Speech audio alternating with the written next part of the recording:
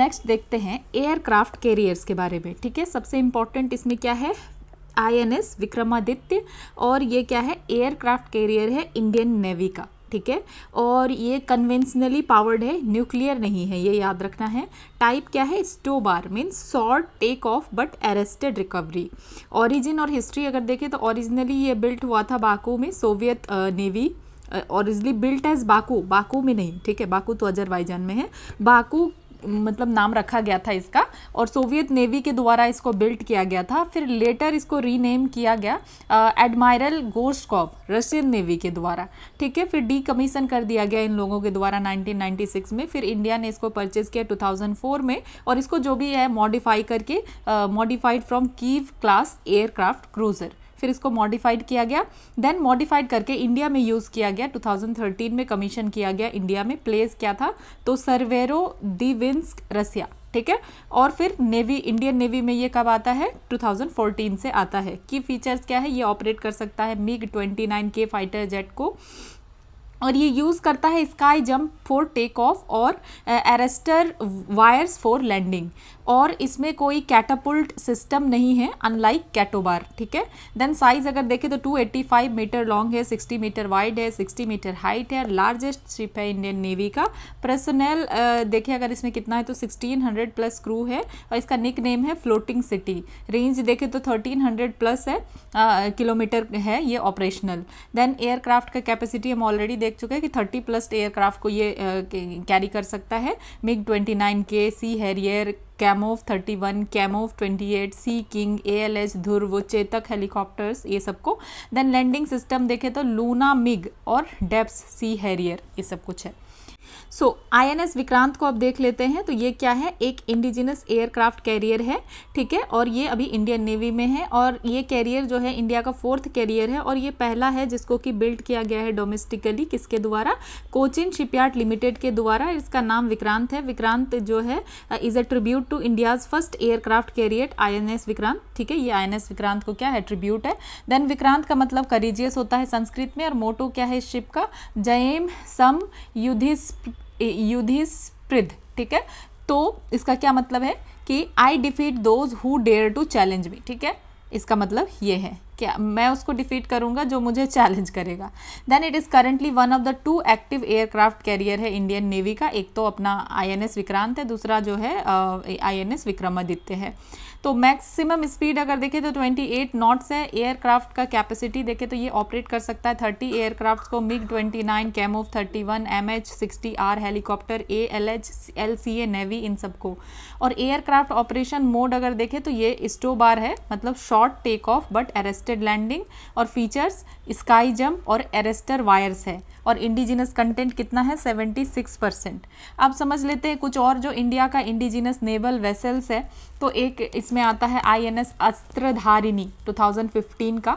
तो ये torpedo launch and recovery vessel है।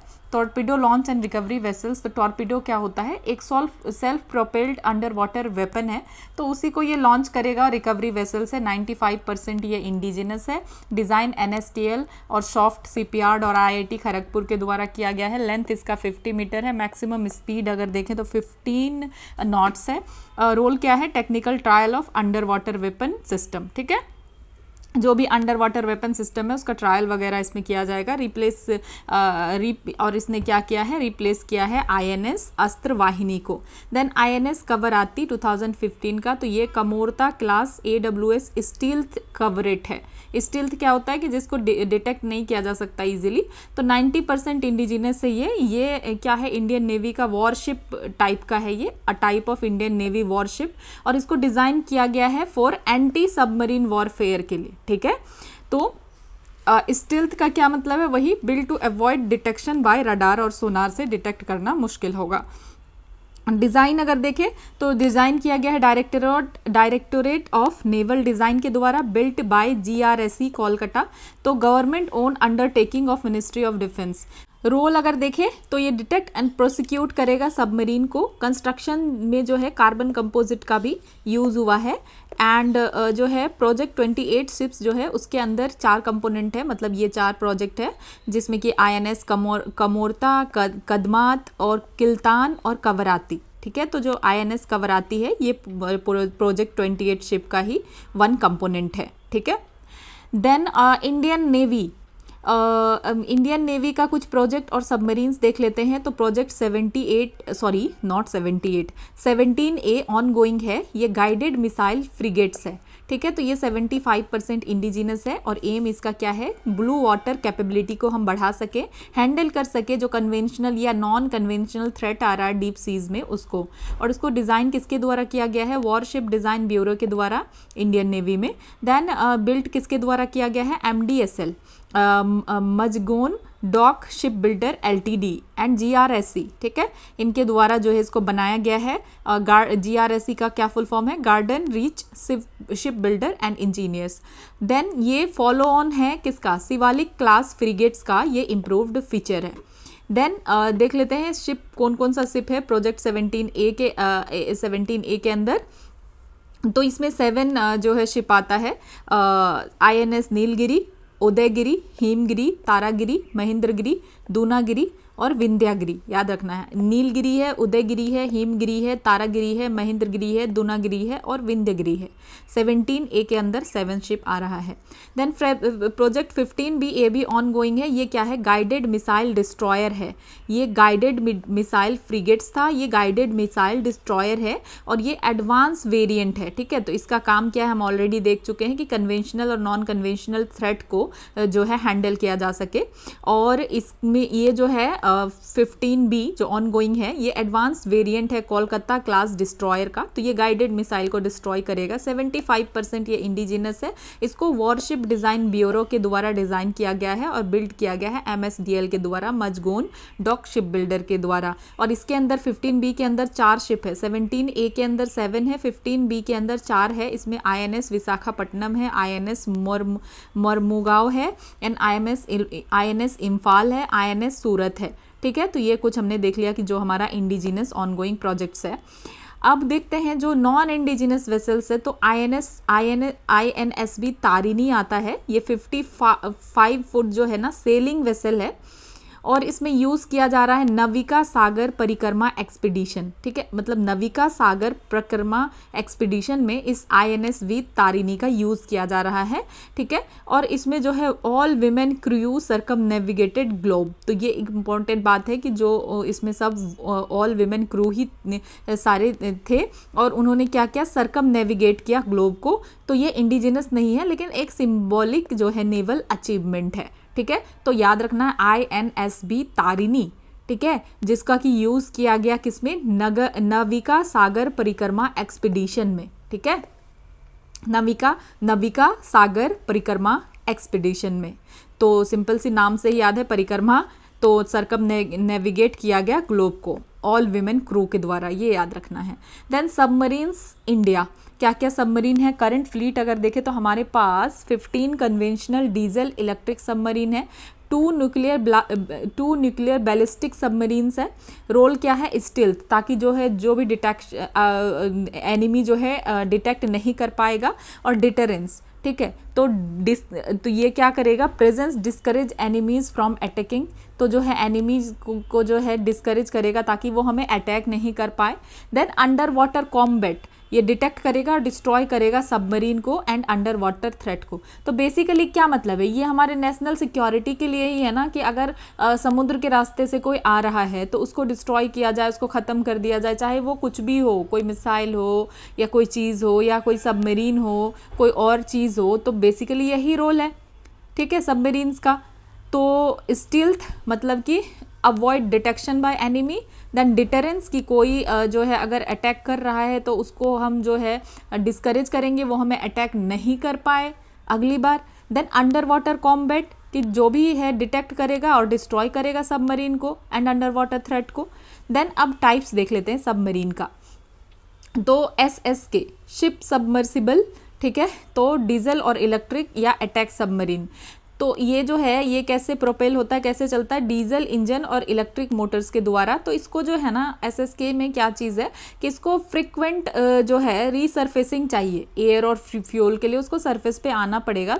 तो इसलिए अगर बार बार निकल के सरफेस पे आएगा तो ईजियर डिटेक्शन हो जाता है। तो इसमें क्लासेस कौन कौन सा है, तो शिशु कुमार क्लासेस है, ठीक है। शिशु कुमार क्लासेस है, देन किलो क्लास या सिद्धू घोष क्लास है, देन कलवरी क्लास है। ठीक है, तो जो शिशु कुमार क्लास है इसमें 4 सबमरीन है, जर्मनी कोलैबोरेशन के साथ किया गया है और पार्टली बना है इंडिया में। और जो किलो क्लास और सिंधु घोष क्लास है इसमें 8 सबमरीन है, ये रसिया का ओरिजिन है। ठीक है, किलो या Sindhu Ghosh class. Then Kalvari class जो है स्कॉर्पिन, इसमें 3 सबमरीन है और ये फ्रांस पार्टनरशिप के साथ इंडिया में बना है। Then SSN ship submersible nuclear, तो ये क्या है, अटैक सबमरीन है।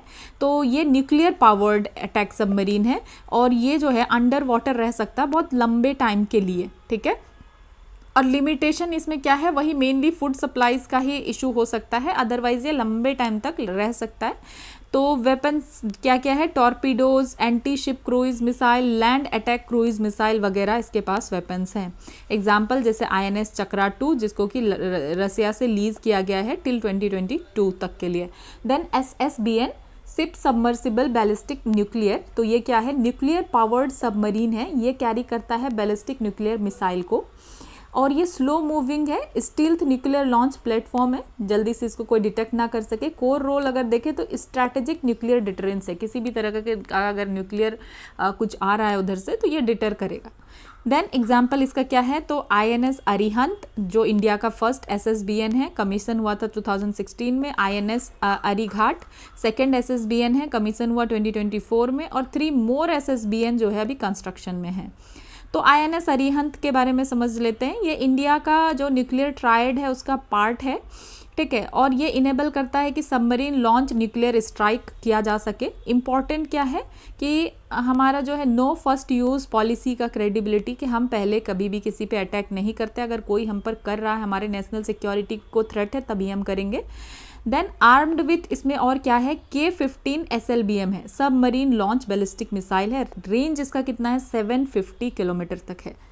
देन न्यूक्लियर ट्रायड का क्या मतलब होता है, तो इसका मतलब ये होता है कि डिलीवर किया जा सके न्यूक्लियर वेपन कहाँ से, एयरक्राफ्ट से, लैंड बेस्ड बैलिस्टिक मिसाइल और सबमरीन लॉन्च्ड मिसाइल सी बेस्ड, की तीनों तरीके से, एयरक्राफ्ट से, लैंड से और सबमरीन से भी यहाँ पे क्या किया जा सके, डिलीवर किया जा सके न्यूक्लियर वेपन को। तो यही हो गया न्यूक्लियर ट्रायड।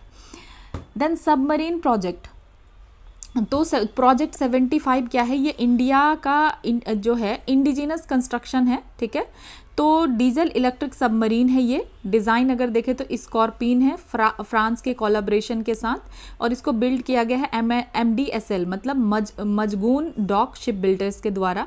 इसमें जो है 75 प्रोजेक्ट में 6 सबमरीन है, INS कालवरी, खांदेरी, क्रांच, वेला, वगीर और वगशीर। ठीक है, देन प्रोजेक्ट 75 है जो कि फॉलो अप प्रोजेक्ट है इसके बाद। तो इसमें जो भी है ना और इम्प्रूव हो जाएगा SS के सबमरीन।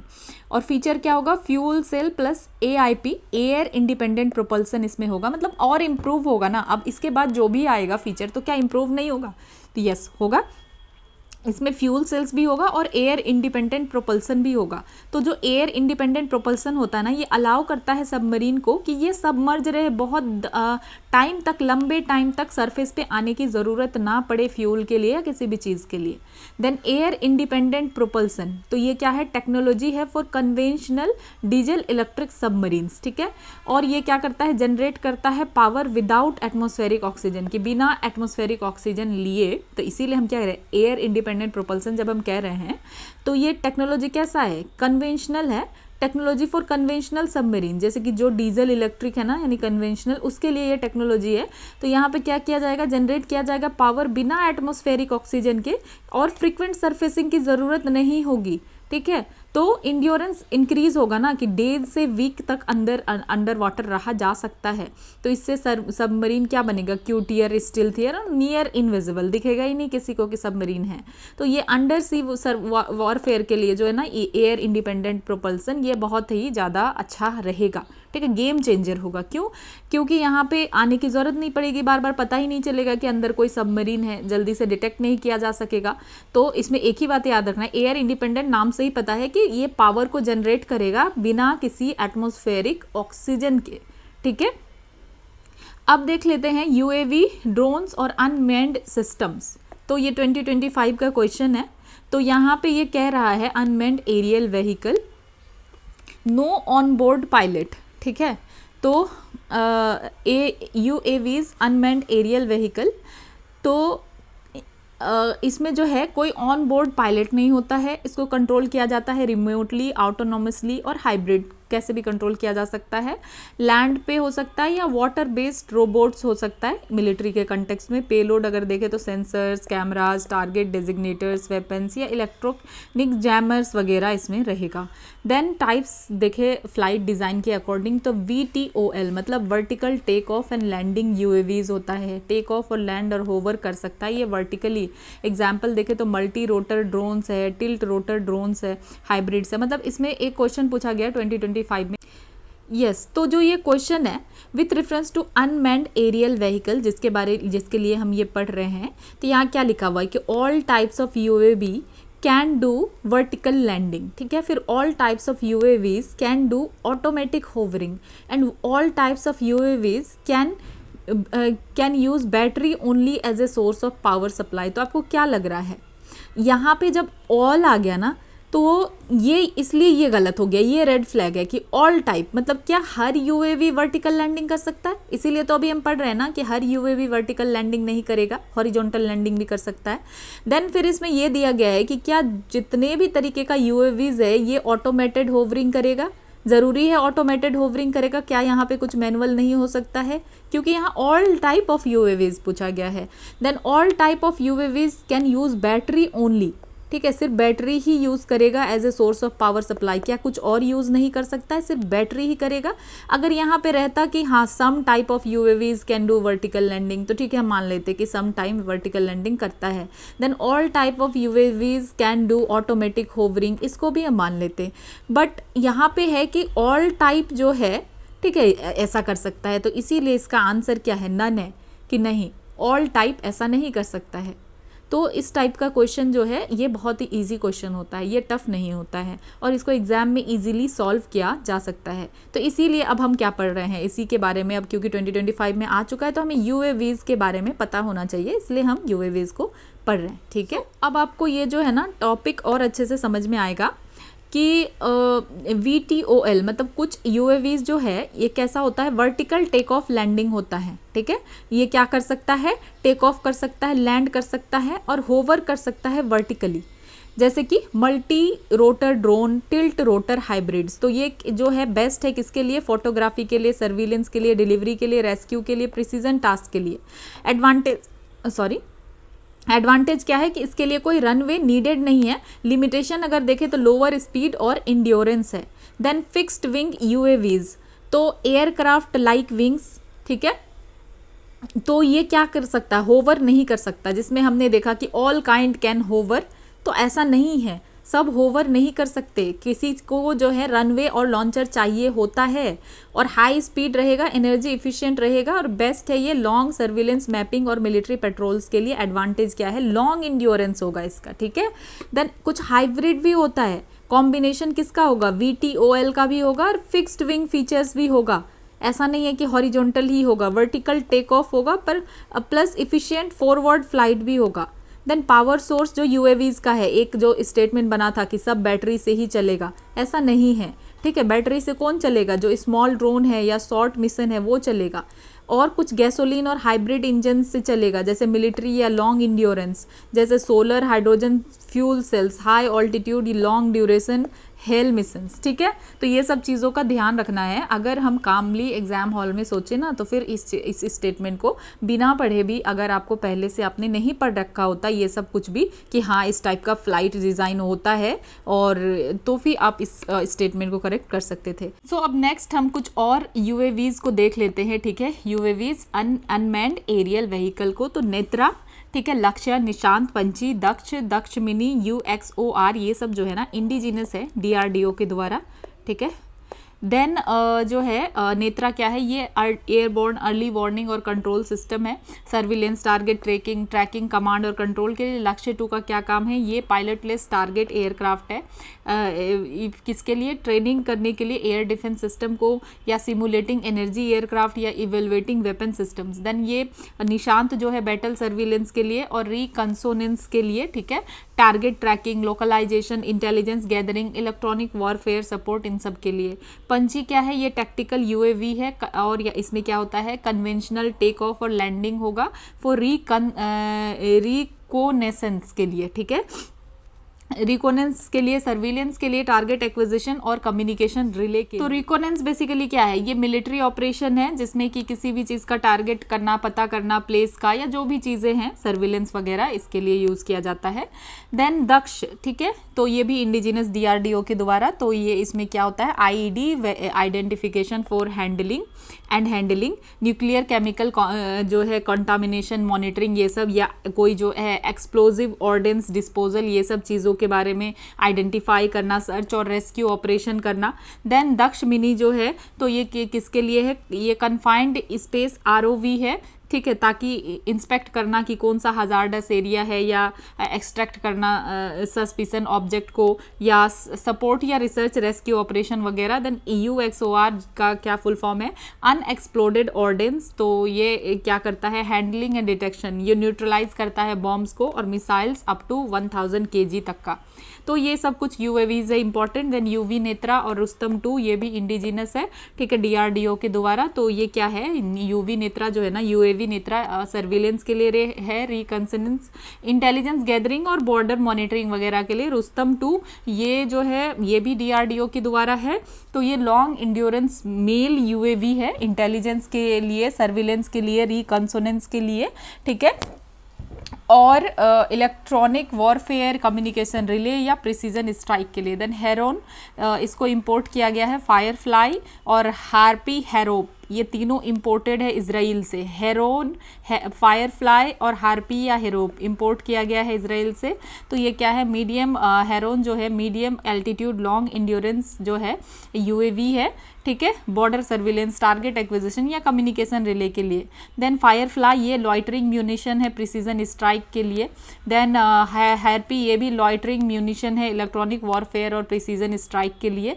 देन प्रीडेटर, ठीक है, तो इसको इंपोर्ट किया गया है यूएसए से, और सी गार्डियन इसको इंपोर्ट किया गया है यूएसए से। तो याद रखना है, जो प्रीडेटर और सी गार्डियन है इसको इंपोर्ट किया गया है। तो प्रीडेटर क्या है, medium altitude long endurance UAVs है, ठीक है, किसके लिए, फॉर ISR स्ट्राइक मिशन या कॉम्बैट सर्च और रेस्क्यू के लिए। और सी गार्डियन जो है इसको भी इंपोर्ट किया गया है यूएसए से, ये मैरीटाइम सर्विलेंस यूएवी है, मैरीटाइम डोमेन अवेयरनेस के लिए या एंटी सबमरीन वॉरफेयर के लिए, ठीक है। बेसिकली ये सब सारा हमारी सिक्योरिटी में काम आता है, ठीक है, सिक्योर करने के लिए, चीज़ों को सर्विलेंस करने के लिए, देखने के लिए, टारगेट को ट्रैक करने के लिए, कमांड करने के लिए। तो बेसिकली इसी टाइप का सबका जो है काम है। अब कुछ और सिस्टम है, देख लेते हैं। वारगा वस्त्र माइक्रो मिसाइल है, और ओरिजिन क्या है इसका, इंडिजिनस है, इंडिया में ओरिजिन हुआ है। रोल क्या है इसका, माइक्रो मिसाइल सिस्टम है, इसको डेवलप किया गया है ताकि न्यूट्रलाइज किया जा सके स्वॉर्म या ड्रोन थ्रेट वगैरह को न्यूट्रलाइज किया जा सके। अब स्वॉर्म ड्रोन्स क्या है, ये इंडिया का है, इंडिजिनस। तो ये क्या है, स्मार्ट वॉर फाइटिंग अरे ऑफ प्री कॉन्फ़िगर्ड मॉड्यूल है, स्वॉर्म का फुल फॉर्म है। और ये जो है मल्टीपल ड्रोन्स से मिलकर के बना होता है, consist of multiple drones working in coordination. तो ये स्वॉर्म ड्रोन की जब हम बात करेंगे तो यहाँ पे मल्टीपल ड्रोन जो है ना मिलकर एक साथ काम करते हैं। फुल फॉर्म इसका देख लीजिए, smart war fighting array of reconfigured modules, ठीक है। तो ये जो हम देख रहे हैं ना, वारगा वस्त्र माइक्रो मिसाइल, तो ये जो है जो भी क्या करता है स्वॉर्म ड्रोन थ्रेट के, जैसे ये तो अपना हमारा अपना स्वॉर्म ड्रोन्स है, तो इसी तरीके से अगर कोई बाहर का स्वॉर्म ड्रोन है तो उसके थ्रेट को ये क्या करेगा, न्यूट्रलाइज करेगा। तो ये कुछ चीज़ है। अब नेक्स्ट मूव करते हैं defence reforms and international regime की तरफ, ठीक है। तो अगर मैं मान रही हूँ कि कुछ चीज़ें बहुत ही ज़्यादा मतलब टेक्निकल लग सकता है आपको, क्योंकि ऑलरेडी हम पढ़ रहे हैं डिफेंस के बारे में, तो आप एक दो बार इस वीडियो को देख लीजिए और आपको नोट्स भी अवेलेबल हो जाएगा जैसे ही कंप्लीट हो जाएगा ये पूरा चैप्टर।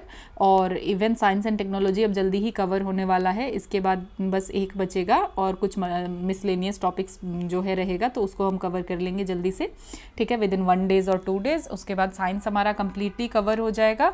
तो फिर आपको करंट अफेयर्स के साथ मिक्स करना है और पढ़ लेना है। और मैक्सिमम इसमें अगर आप देखें तो बहुत सारा PYQs और करंट अफेयर्स भी कवर है, लेकिन आप जो भी आपका सोर्स रहेगा करंट अफेयर्स का आप उससे कवर कर सकते हैं, ठीक है। और आपका यूज़फुल ये तभी होगा जब आप इससे रनी नोट्स बनाएं और एटलीस्ट 2 बार देखें और खुद जो है एटलीस्ट एक बार रिवाइज़ करें, अदरवाइज़ जो है ना याद ही नहीं रहेगा, तो ये इशू है। तो अब मूव करते हैं डिफेंस रिफॉर्म्स और इंटरनेशनल रजीम की तरफ, ठीक है। तो क्या क्या डिफेंस रिफॉर्म हुआ, तो 2025 में जो है ईयर ऑफ डिफेंस रिफॉर्म कहा जाता है, यहाँ काफ़ी सारा जो है रिफॉर्म हुआ। तो फोकस क्या था कि जॉइंटनेस एंड इंटीग्रेशन किया जा सके ताकि इंटर सर्विस इंटीग्रेशन हो सके और इंटीग्रेटेड थिएटर कमांड हो सके।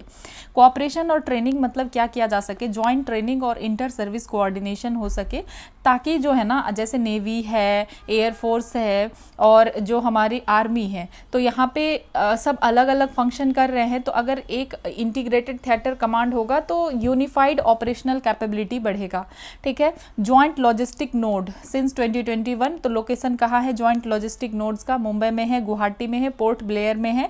तो ये क्या करता है, इंटीग्रेट करता है लॉजिस्टिक को आर्मी, नेवी या एयरफोर्स का, और सपोर्ट करता है इम्यूनिशन, राशंस या जो भी फ्यूल है, स्टोर, ट्रांसपोर्ट या एविएशन, क्लोथिंग हो गया, स्पेयर, इंजीनियरिंग, इन सारी चीज़ों में। तो ये क्या है, एक जॉइंट लॉजिस्टिक नोड्स है, ठीक है, ताकि इंटीग्रेट लॉजिस्टिक हो सके आर्मी का, नेवी का और एयरफोर्स का। और कहाँ कहाँ है ये, तो मुंबई में, गुवाहाटी में, पोर्ट ब्लेयर में। उसके बाद इंटर सर्विसेज ऑर्गेनाइजेशंस, ठीक है।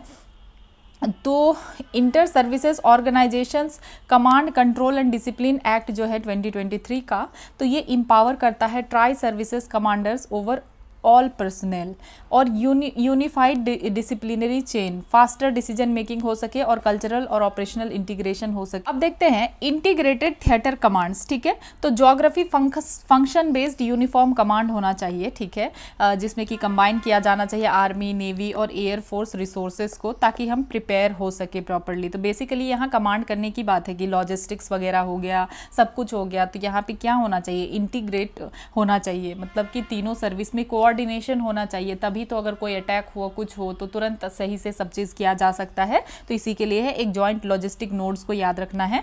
देन अब नेक्स्ट मूव करते हैं इंटरनेशनल ऑर्गेनाइजेशंस एंड कन्वेंशन की तरफ, ठीक है। तो BWC मतलब क्या है, बायोलॉजिकल वेपन कन्वेंशन। तो इसका क्या मकसद है कि प्रोहिबिट किया जा सके डेवलपमेंट, प्रोडक्शन और ट्रांसफ़र, स्टॉक पाइलिंग, ये सब सारी चीज़ों का, किस चीज़ का, ताकि यूज़ नहीं हो सके बायोलॉजिकल और टॉक्सिन वेपन का। तो जो ये टॉक्सिन और बायोलॉजिकल या टॉक्सिन वेपन जो है, इसको रोका जा सके कि ना ही इसको डेवलप किया जाए, प्रोड्यूस किया जाए, ट्रांसफ़र किया जाए या स्टॉक पाइल किया जाए, ठीक है। तो ये फर्स्ट मल्टीलेटरल ट्रीटी बैनिंग जो है इंटायर WMD कैटेगरी, मतलब जो भी weapon of mass destruction category की चीज़ें हैं, ठीक है, जिससे कि मास डिस्ट्रक्शन हो सकता है, तो ऐसी चीज़ों को बैन किया गया है, ठीक है। और इंडिया ने इंडिया इसका सिग्नेटरी भी है, साइन भी किया है और रेटिफाइड भी किया है। तो BWC बायोलॉजिकल वेपन्स कन्वेंशन, ठीक है, ताकि क्या है कि इसको जो है बैन किया जा सके entire weapon of mass destruction category की चीज़ों को। देन नेक्स्ट देखते हैं OPCW मतलब organisation for the prohibition of chemical weapon. तो केमिकल वेपन को प्रोहिबिट करने के लिए ऑर्गेनाइजेशन है OPCW। तो ये इम्प्लीमेंट करता है केमिकल वेपन कन्वेंशन को, ठीक है। इसका हेडक्वार्टर कहाँ है, हेग में है, नीदरलैंड में। और इसका एम क्या है कि एलिमिनेट किया जा सके केमिकल वेपन्स को ग्लोबली, ठीक है, और इंडिया इसका पार्टी है। देन ऑस्ट्रेलिया ग्रुप, इसको पूछा जा चुका है। तो ये इनफॉर्मल एक्सपोर्ट कंट्रोल फोरम है कि एक्सपोर्ट को रोका जा सके।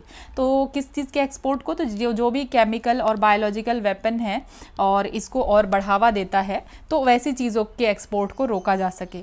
तो ये कोई लीगली बाइंडिंग ऑब्लिगेशन नहीं है, याद रखना है। और जो भी स्टेट इसमें पार्टिसिपेट कर रहे हैं ऑस्ट्रेलिया ग्रुप में are parties to chemical weapons convention. ठीक है, तो जो भी ऑस्ट्रेलिया ग्रुप में है ना वो केमिकल वेपन कन्वेंशन के पार्टीज हैं और बायोलॉजिकल वेपन कन्वेंशन के पार्टीज हैं। ठीक है, तभी वो पार्टिसिपेट कर रहे हैं ऑस्ट्रेलिया ग्रुप में, क्योंकि ये क्या है, लीगली कोई बाइंडिंग ऑब्लिगेशन तो नहीं है, तो पहले इनको इन दोनों ग्रुप के पार्टी होना चाहिए। ठीक है, किसका, केमिकल वेपन कन्वेंशन का और बायोलॉजिकल वेपन्स कन्वेंशन का।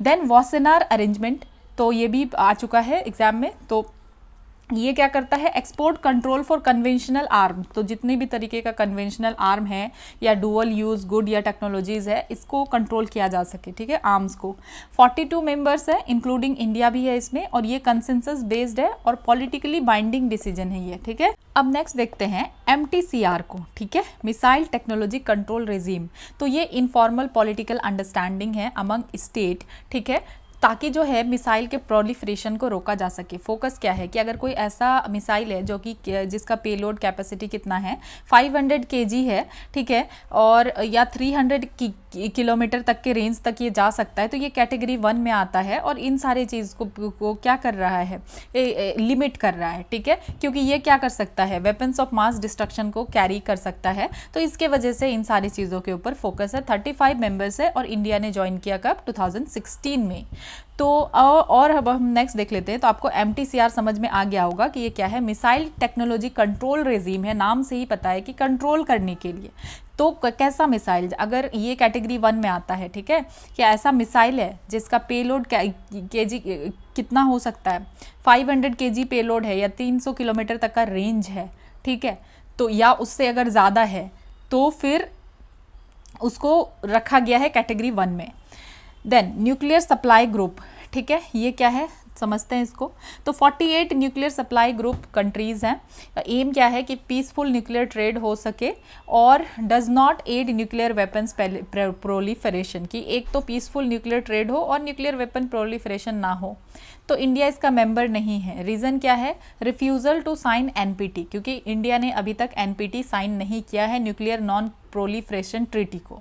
तो इंडिया और NSG के बारे में कुछ समझ लेते हैं। NSG क्या है, तो ये 48 नेशन बॉडी है जो कि कंट्रोल करता है न्यूक्लियर कॉमर्स को, और सेटअप हुआ है कब, 1974 में, आफ्टर इंडियाज़ न्यूक्लियर टेस्ट। ठीक है, तब तक इंडिया का न्यूक्लियर टेस्ट हो चुका था। तो इंडिया का एस्पिरेशन क्या है, India has sought NSG memberships, India जो है NSG का मेंबरशिप मांग रहा है 2008 से, और इसमें अभी की मेंबर्स USA, रसिया, फ्रांस, ऑस्ट्रेलिया, जापान, तो ये सब जो है सपोर्टिव है कि ठीक है इंडिया का एंट्री इस क्लब में कर लेते हैं। NSG has granted clean waiver to India, और इंडिया को क्लीन वेवियर भी दे दिया था 2008 में, after intense lobbying by USA। ठीक है, USA से हमें सपोर्ट मिला था। देन जब क्लीन वेवर मिल गया तो दिल्ली ने साइन किया सेवरल सिविलियन न्यूक्लियर पैक्ट, ठीक है, US के साथ, फ्रांस के साथ, Russia, Kazakhstan, Mongolia, Namibia, Canada, UK, Argentina, Australia के साथ। ठीक है, फिर चैलेंजेस क्या आया, तो पाकिस्तान जिसको कि चाइना सपोर्ट कर रहा है, ठीक है, ये भी चाह रहा है कि NSG का मेंबर बने। ठीक है, और सबसे ज़्यादा इशू क्या देखने के लिए मिल रहा है कि जैसे पाकिस्तान को शायद एंट्री नहीं मिल पाएगा और नहीं मिलना भी चाहिए, तो इसी के वजह से पाकिस्तान और चाइना अगर हम देखें तो ये लोग हमारे रास्ते में क्या कर रहे हैं, चैलेंज ला रहे हैं। ठीक है, वो यही कह रहे हैं कि ठीक है इंडिया ने NPT साइन नहीं किया है तो पाकिस्तान में भी साइन नहीं किया है, तो अगर इंडिया एंटर कर सकता है तो पाकिस्तान भी आ सकता है। इस तरीके की कुछ चीज़ें हो रही हैं। देन देखते हैं CTBT। ठीक है, ये क्या है, कॉम्प्रिहेंसिव न्यूक्लियर बैन ट्रीटी, ठीक है, 1996 का। तो ये CTBT बैन कर रहा है जितना भी न्यूक्लियर एक्सप्लोजन हो रहा है, ठीक है, मिलिट्री या पीसफुल पर्पसेस के लिए। तो यहाँ पे क्या कहना है कि किसी भी तरीके का न्यूक्लियर एक्सप्लोजन नहीं होना चाहिए, और इसको साइन किया गया 187 कंट्रीज़ के द्वारा और रेटिफाइड किया गया 178 के द्वारा। तो UNGA ने अडॉप्ट किया CTBT को 1996 में, लेकिन जो है अभी ये मतलब फोर्स में ये है नहीं, क्योंकि जो 8 Annex II नेशन है जैसे कि China, India, Pakistan, north Korea, Israel, Iran, Egypt and US, इन्होंने रेटिफाई नहीं किया है इस ट्रीटी को। ठीक है, इवन इंक्लूडिंग यूएस। याद रखना है किसने किसने रेटिफाई नहीं किया है सीटीबीटी को। अभी बहुत सारी चीज़ें हो रही हैं, ठीक है, ईरान में या और सब जगह आप देख पा रहे हो कि काफ़ी केओस है, तो ये इंपॉर्टेंट बन जाता है ये जो भी चीज़ें हैं। तो China, India, Pakistan, north Korea, Israel, Iran, Egypt and US, ठीक है, ने रेटिफाई नहीं किया इस ट्रीटी को। तो एनेक्स 2 जो है इस ट्रीटी का, ये लिस्ट करता है 44 स्टेट को, ठीक है, और इन 44 स्टेट को क्या कह रहा है सीटीबीटी कि ये न्यूक्लियर टेक्नोलॉजी होल्डर स्टेट है जिसको कि रेटिफाई करना चाहिए ट्रीटी को, ताकि जो है ये ट्रीटी जो है स्टार्ट हो सके, फोर्स में आ सके। तो सीटीबीटी क्या करता है, एस्टैब्लिश करता है comprehensive nuclear test ban organisation को, ठीक है, जो इंश्योर करता है कि ट्रीटी जो है इम्प्लीमेंट हो सके, ठीक है। तो अब देखते हैं कि ये हमने ऑलरेडी देख लिया कि ये फोर्स में नहीं है। साइन और रेटिफाई किसके द्वारा किया गया है, फ्रांस के द्वारा, यूके के द्वारा और रसिया के द्वारा। और साइन किया गया है लेकिन रेटिफाई नहीं किया गया है, इसमें आता है चाइना, यूएस और इजराइल, इनके द्वारा साइन तो किया गया है लेकिन रेटिफाई नहीं किया गया है, ठीक है। देन नॉन सिग्नेटरी मतलब इंडिया, पाकिस्तान, नॉर्थ कोरिया, इन्होंने साइन ही नहीं किया है, ठीक है। और रेटिफिकेशन जो है चाहिए यूएसए से, क्योंकि यूएसए ने साइन तो किया है पर रेटिफाई ही नहीं किया है। चाइना, इजराइल, ईरान और इजिप्ट, इन लोगों से क्या चाहिए, रेटिफिकेशन चाहिए। और इंडिया को याद रखना है कि ये सिग्नेटरी नहीं है, साइन नहीं किया है, पाकिस्तान भी नहीं और नॉर्थ कोरिया भी नहीं, ठीक है। तो जो ये सीटीबीटी आया तो क्या इसके वजह से न्यूक्लियर टेस्टिंग बंद हो पाया? तो जब से सीटीबीटी आया तो 10 न्यूक्लियर टेस्ट जो है हो चुका था, ठीक है। अकॉर्डिंग टू यूएन इंडिया ने कंडक्ट किया, इंडिया ने कब कंडक्ट किया, 2 जो है हमारा न्यूक्लियर टेस्ट हुआ 1998 में, पाकिस्तान ने भी 2 किया 1998 में, नॉर्थ कोरिया ने काफ़ी सारा टेस्ट करते रहे ये 2006, 2009, 2013, 2016 में ट्वाइस, 2017 में, और यूएस लास्ट टेस्ट कब किया था 1992 में, एंड चाइना एंड फ्रांस जो है 1996 में, और सोवियत यूनियन 1990 में, ठीक है।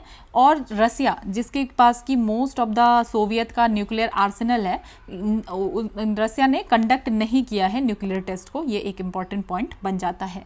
तो हम देख पा रहे हैं कि सीटीबीटी स्टॉप कर पाया है न्यूक्लियर टेस्टिंग को, तो नहीं कर पाया है, ठीक है। तो हिस्ट्री अगर देखें सीटीबीटी का तो जो है US conducted most first successful nuclear weapon test, सबसे पहले तो यूएस ने ही किया 1945 में, और 4 साल बाद फिर सोवियत यूनियन ने भी टेस्ट किया फर्स्ट न्यूक्लियर वेपन को। और ये टेस्ट जो है इससे एक आर्म रेस स्टार्ट हो गया था इन सुपर पावर के बीच में। तो 1945 एंड 1966 में मोर देन जो है 2000 न्यूक्लियर टेस्ट जो है कैरी आउट किया गया था।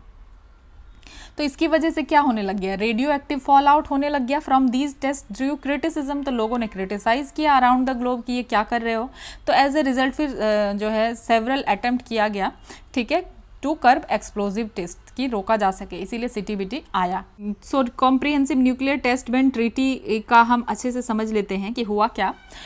तो जब जियो पॉलिटिकल टेंशन ईज हुआ कोल्ड वॉर के बाद, ठीक है, और जब सोवियत यूनियन डिसइंटीग्रेट हो गया तो यूएन ने फ़ायदा उठाया और उन्होंने सीटीबीटी को जो है क्या कर लिया, अडॉप्ट कर लिया। क्योंकि तब तक तो जितने भी डेवलप्ड कंट्रीज़ थे तो उन्होंने क्या कर लिया था, उन्होंने टेस्ट कर लिया था हर चीज़ को प्रॉपरली। नेक्स्ट अब देखते हैं NPT, non proliferation nuclear non proliferation treaty को, ठीक है। तो इसका ऑब्जेक्टिव क्या है, ये प्रिवेंट करता है spread of nuclear weapons and tech, ठीक है, कि न्यूक्लियर वेपन और टेक्नोलॉजी ये सब को रोको, ठीक है। पीसफुल न्यूक्लियर एनर्जी कोऑपरेशन होना चाहिए और जो न्यूक्लियर डिसआर्मामेंट होना चाहिए, न्यूक्लियर आर्म रेस ये सब जो चल रहा है ये डिसआर्मामेंट होना चाहिए। इंडिया ने इसको साइन नहीं किया है, ठीक है। अब इंडिया ने साइन क्यों नहीं किया, अब इंडिया ने इसको साइन नहीं किया इसीलिए एंट्री भी इजीली नहीं हो पा रहा है एनएसजी में। कोर रीज़न क्या है, एनपीटी इंडिया को डिस्क्रिमिनेटरी लगा। अब डिस्क्रिमिनेटरी क्यों लगा, क्योंकि एनपीटी जो है ना कंट्री को डिवाइड कर रहा है, एक तो न्यूक्लियर वेपन स्टेट और नॉन न्यूक्लियर वेपन स्टेट। तो जो न्यूक्लियर वेपन स्टेट है कौन कौन से, बिफोर 1967, और non nuclear weapon state after 1967। तो India would be force to join as non nuclear state, कि इंडिया को फोर्स कर रहे हैं कि भाई आपने तो टेस्ट नहीं किया था 1967 से पहले, तो आप ज्वाइन करो as a non nuclear state, ठीक है। तो अब इंडिया को क्या प्रॉब्लम है कि हमारे पास ऑलरेडी न्यूक्लियर वेपन है। अगर हम एनपीटी साइन करते हैं तो इसका मतलब है कि हम नॉन न्यूक्लियर स्टेट बन के हम सारा जो भी हमारा न्यूक्लियर वेपन है जो कि हमारे नेशनल सिक्योरिटी के लिए हमने रखा हुआ है, तो हमें ये गिव अप करना पड़ेगा, ठीक है, और हमें अनइक्वल स्टेटस को एक्सेप्ट करना पड़ेगा, ठीक है। तो ये जो है प्रिंसिपल ऑफ इक्वालिटी पे इंडिया आर्ग्यू करता है, ठीक है, कि सेम रूल अप्लाई होना चाहिए ना सबके ऊपर। ऐसा नहीं है कि हाँ कुछ को तो आप न्यूक्लियर स्टेट मान रहे हैं, उनके पास सब कुछ बॉम्ब और हथियार और सब न्यूक्लियर चीज़ें हो और हमारे पास ना हो, ठीक है। तो सेम रूल अप्लाई होना चाहिए सारे कंट्रीज़ के ऊपर। तो NPT allows permanent nuclear power, तो जो परमानेंट न्यूक्लियर पावर है जैसे यूएस, रशिया, चाइना की, उनको अलाउ करता, ठीक है आपके पास है, और क्योंकि आपने पहले टेस्ट कर लिया था, जिन्होंने बाद में टेस्ट किया तो वो नॉन न्यूक्लियर स्टेट है। तो ये सारी कुछ चीज़ें हैं। तो सिक्योरिटी कंसर्न है, हम तो गिव अप नहीं कर सकते सारे अपने न्यूक्लियर चीज़ों को, ठीक है, क्योंकि हमारा नेबर कौन है, चाइना है, न्यूक्लियर है, पाकिस्तान न्यूक्लियर है। तो हम ऐसे कैसे कर सकते हैं कि सारे लोग न्यूक्लियर हैं और हम न्यूक्लियर ना रहें। तो इंडिया जो है चाहता है क्रेडिबल न्यूक्लियर डिटरेंस, ठीक है। हम किसी के ऊपर अटैक नहीं करने जा रहे हैं, लेकिन अगर इन केस कोई करता है तो इंडिया का क्या है, नो फर्स्ट यूज़ पॉलिसी है। तो इंडिया का स्टेट क्या है कि स्टैंड क्या है कि इंडिया सपोर्ट कर रहा है नॉन प्रोलिफरेशन, लेकिन ठीक है इंडिया भी चाह रहा है कि ये सब कुछ नहीं होना चाहिए, नॉन प्रोलिफरेशन होना चाहिए और डिसआर्मामेंट वगैरह होना चाहिए, लेकिन अनइक्वल ट्रीटीज़ नहीं होनी चाहिए। ऐसा नहीं होना चाहिए कि आप अनइक्वली ट्रीट कर रहे हैं, ठीक है। तो फॉलो करता है India responsible nuclear behaviour without signing NPT. तो हमने भले ही एनपीटी साइन ना किया हो, उसके बावजूद भी हम रिस्पॉन्सिबल बिहेवियर हमारा है, ठीक है। तो हमने ये हम जान चुके हैं कि अब एनपीटी इंडिया ने क्यों नहीं साइन किया और इसके वजह से एनएसजी में हम क्यों नहीं जा पा रहे हैं। हालांकि एनएसजी में ये है नहीं कि एनपीटी के बिना आप एनएसजी में नहीं जा सकते, बट मोस्टली ऐसा है कि जिन्होंने एनपीटी साइन किया है वो एनएसजी में जा रहे हैं। और अगर इंडिया जो है एनएसजी में जाता है, जो कि 2008 में सपोर्ट भी किया गया, तो यहाँ पे पाकिस्तान और चाइना बीच में आ जाता है, ठीक है, क्योंकि पाकिस्तान भी जो है एंट्री के लिए वो भी कह सकते हैं कि परेशान है एनएसजी में। तो India refuse to sign NPT because it would force India to give up nuclear weapons and accept an unequal status, ठीक है, ये हम देख चुके हैं। अब एक और नेक्स्ट है treaty on prohibition of nuclear weapons 2017 का है। तो ये प्रोहिबिट करता है developing, testing, producing, acquiring, possessing या स्टॉक पाइलिंग न्यूक्लियर वेपन्स को। और ये फोर्स में कब आया, 2022 में। इंडिया ने ना तो साइन किया ना ही इसको रेटिफाई किया, क्योंकि इसमें मना कर रहे हैं ना कि आप टेस्ट भी नहीं कर सकते, आप प्रोड्यूस भी नहीं कर सकते, आप एक्वायर भी नहीं कर सकते, आप पोजेस भी नहीं कर सकते, ठीक है। तो क्यों साइन करेंगे, हमारे पड़ोसियों के पास तो सब कुछ है, ठीक है। देन एक है डायरेक्टेड एंट्री वेपन्स। तो ये क्या है, नॉन काइनेटिक वेपन्स है यूजिंग कंसंट्रेटेड एनर्जी, ठीक है। तो ये एक नॉन काइनेटिक वेपन्स है कंसंट्रेटेड एनर्जी का यूज़ करके। इसमें कोई बुलेट्स और एक्सप्लोजिव नहीं होगा, हाई एनर्जी लेज़र है, ठीक है, मेल्ट ब्लाइंड सेंसर्स और स्ट्रक्चरली डिसेबल टारगेट्स किया जा सकता है। और स्पीड ऑफ लाइट इंगेजमेंट है, ठीक है, इंस्टेंट होगा स्पीड ऑफ लाइट का इंगेजमेंट, साइलेंट और रीयूजेबल। और ये इफ़ेक्टिव होगा कोई भी ड्रोन या मिसाइल या एयरक्राफ्ट सेंसर है उसके लिए। और इंडिया में अगर हम देखें तो DRDO का दुर्गा 2 प्रोग्राम जो है डेवलप कर रहा है लेज़र बेस्ड डिफेंस सिस्टम। तो बेसिकली ये क्या है, डायरेक्टेड एनर्जी वेपन क्या है, तो इसमें क्या हो रहा है कि नॉन काइनेटिक वेपन्स का यूज़ किया जाएगा कॉन्सेंट्रेटेड एनर्जी का यूज़ करके, और कोई बुलेट और एक्सप्लोजिव इसमें नहीं होगा, हाई एनर्जी लेज़र होगा, स्पीड ऑफ लाइट इंगेजमेंट, ठीक है, इंस्टेंट, साइलेंट और रीयूजेबल होगा ये, और इफ़ेक्टिव है ड्रोन, मिसाइल, एयरक्राफ्ट सेंसर्स के अगेंस्ट। और इंडिया का जो इंडिया में DRDO का जो दुर्गा 2 प्रोग्राम है, ठीक है। तो ये हमने पूरा कंप्लीट कर लिया। अब हम एनर्जी और कन्वेंशनल या ऑल्टरनेटिव एनर्जी, इन सारे चैप्टर, एनर्जी वाले चैप्टर को कंप्लीट करेंगे और मेजरली हमारा साइंस कवर हो जाएगा। तो हमने जो देखा NSG, तो इंडिया जो है मेंबर नहीं है NPT इशू के वजह से। CTBT हमने साइन किया है लेकिन फोर्स में नहीं है। और NPT हम